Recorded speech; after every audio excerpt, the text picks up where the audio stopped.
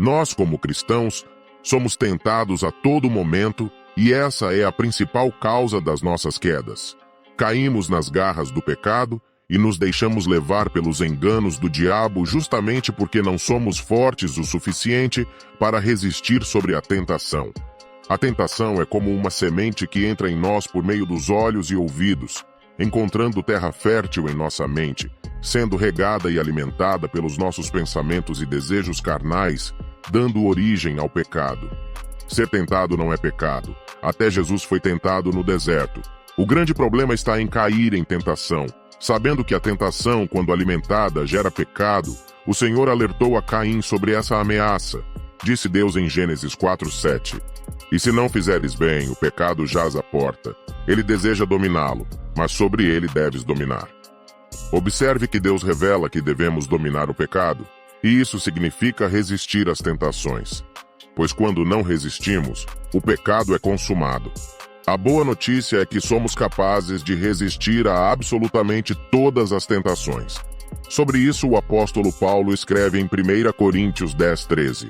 Não veio sobre vós tentação, senão humana. Mas fiel é Deus, que não vos deixará tentar acima do que podeis, antes com a tentação dará também o escape, para que a possais suportar. Toda tentação tem abrigo em nossos próprios desejos carnais e pode vir de várias maneiras, desde sutis palavras de elogios que elevam nosso ego, mas que no final trazem destruição para os que se deixam levar. Sobre isso, o rei Salomão diz em Provérbios 27:21, como o crisol é para a prata e o forno para o ouro, assim, o homem é provado pelos elogios que recebe. Também podemos ser tentados por meio daquilo que vemos. O que atrai nossos olhos pode ser uma armadilha. Por natureza, temos a tendência de cobiçar de maneira interminável aquilo que atrai nossos olhos. Em Provérbios 27, versículo 20, a Bíblia nos alerta: como o inferno e a perdição nunca se fartam, assim os olhos do homem nunca se satisfazem. Para o homem, os olhos são uma porta de entrada gigante para a entrada das tentações. A Bíblia ainda deixa bem claro que toda e qualquer tentação só se transforma em pecado se deixarmos a nossa carne falar mais alto. No livro de Tiago, capítulo 1, está escrito: cada um é tentado quando é atraído e enganado pelos seus próprios desejos materiais ou sexuais. Depois, havendo a concupiscência concebido, dá a luz ao pecado, e o pecado, sendo consumado, gera a morte. Se a tentação encontra terra fértil nos desejos da nossa carne, só há uma maneira para combatê-la antes que se transforme em pecado e morte espiritual.